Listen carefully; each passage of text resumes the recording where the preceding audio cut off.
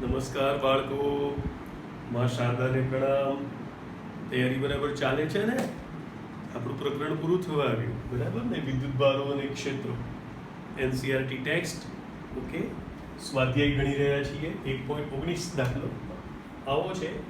9.0 centimetre ધારવાળા એક ઘનાકાર આમ Gaussian બોલાય, ગાઉસિયન સપાટીના કેન્દ્ર પર 2.0 માઇક્રોકુલમ વિદ્યુત ભાર રહેલો છે. તો આ સપાટીમાંથી કુલ વિદ્યુત ફ્લક્સ કેટલું હશે?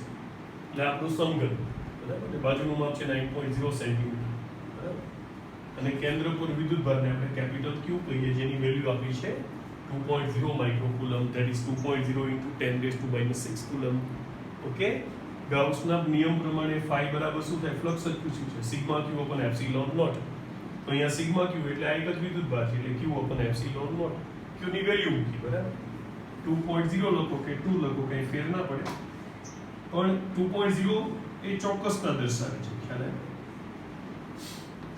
તો 2.0 × 10⁻⁶ અપન એપ્સિલોન નોટ ની વેલ્યુ મૂકી 8.854 × 10⁻12.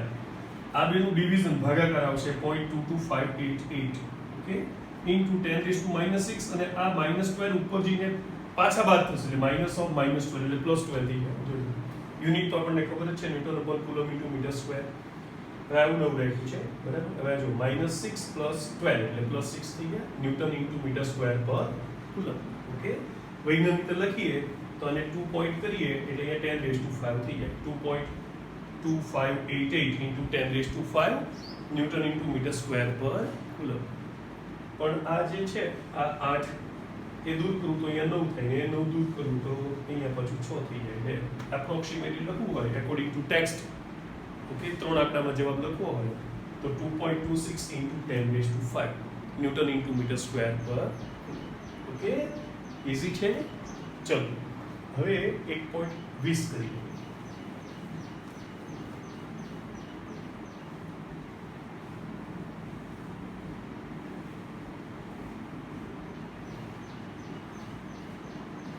ઓકે, શું છે? 10 સેન્ટીમીટર ત્રિજ્યા ધરાવતી ગોળાકાર ગાઉસિયન સપાટી છે. ચલો દોરી જોઈએ.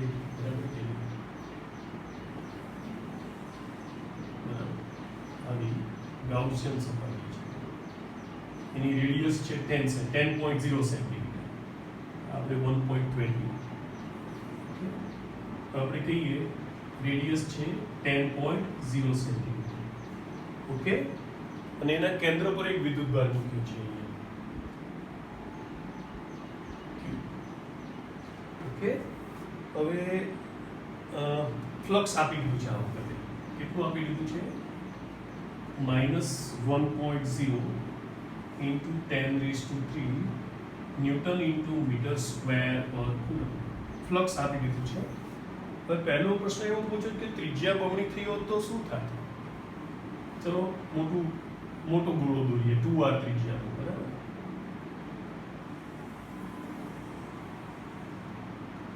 આ ત્રિજ્યા 2r હતી, આ પણ બાળકો અંદર વિદ્યુત ભાર તો જે છે તે જ છે, હે કે નહીં?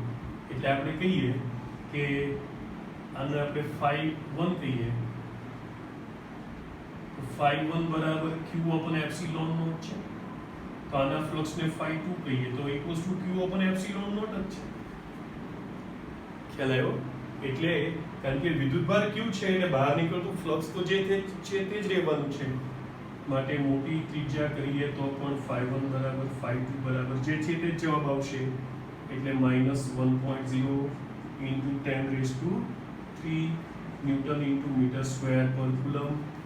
ઓકે, ગોળો મોટો કરવાથી ફ્લક્સ બદલાશે નહીં, બરાબર. હવે ક્યુ ગણવાનો છે પાછો, બી વિભાગમાં બિંદુવત વિદ્યુત ભારનું મૂલ્ય ગણવાનું છે, બરાબર. તો ગાઉસનો નિયમ શું છે બાળકો? આપણો ગાઉસના નિયમ પ્રમાણે ફાઈ બરાબર sigma Q upon epsilon naught. આપણી દ્રષ્ટિએ સિગ્મા ક્યુ એટલે ક્યુ છે, Q upon epsilon not.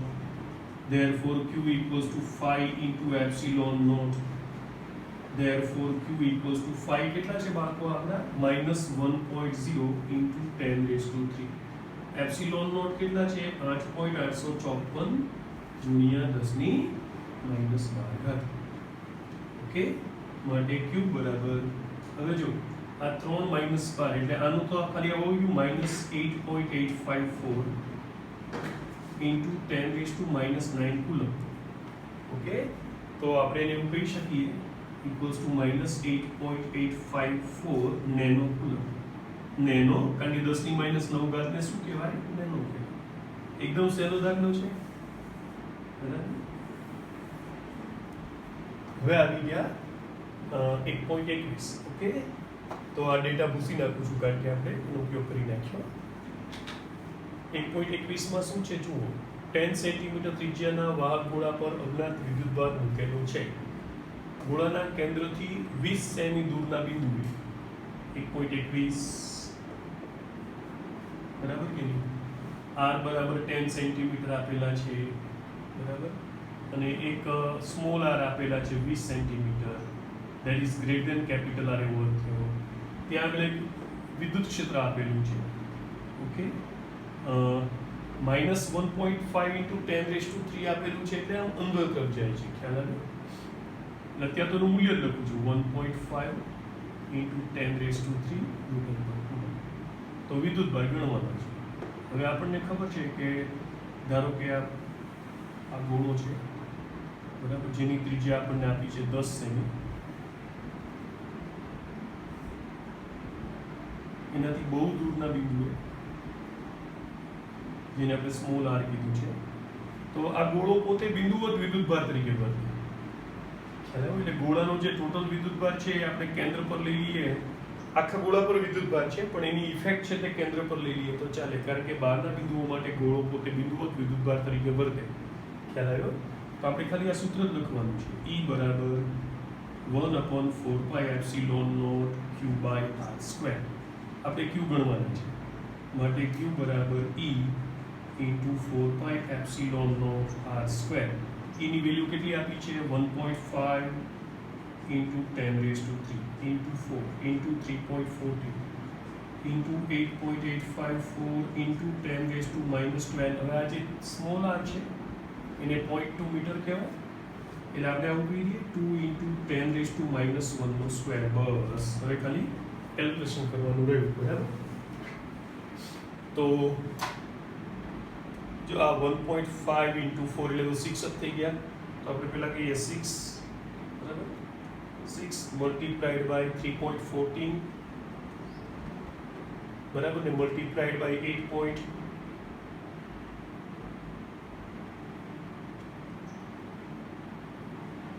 1.5 multiplied by 4 multiplied by 3.14 multiplied by 8.854 multiplied by 2 no square એટલે 4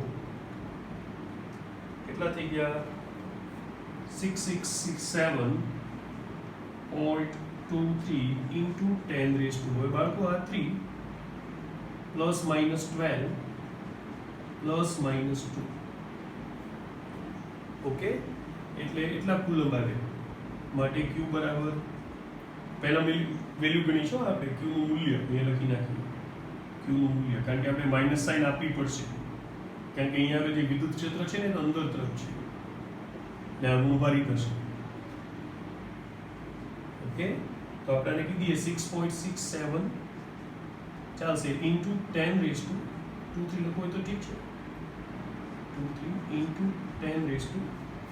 હવે જો પહેલા તો આ કેટલા થયા હતા 3 -4 -11 થયા હતા પાછા મેં 2 મીંડા ખસેડ્યા એટલે -9 છેલ્લો જવાબ આવ્યો q = -6.6723 નેનો કુલમ એકદમ ઈઝી માઇનસ સાઇન ઉમેરવાનું ભૂલતા નહીં કારણ કે ત્રિજ્યાવર્તી ક્ષેત્ર અંદર તરફ છે okay so -6.6723 nano coulomb okay bye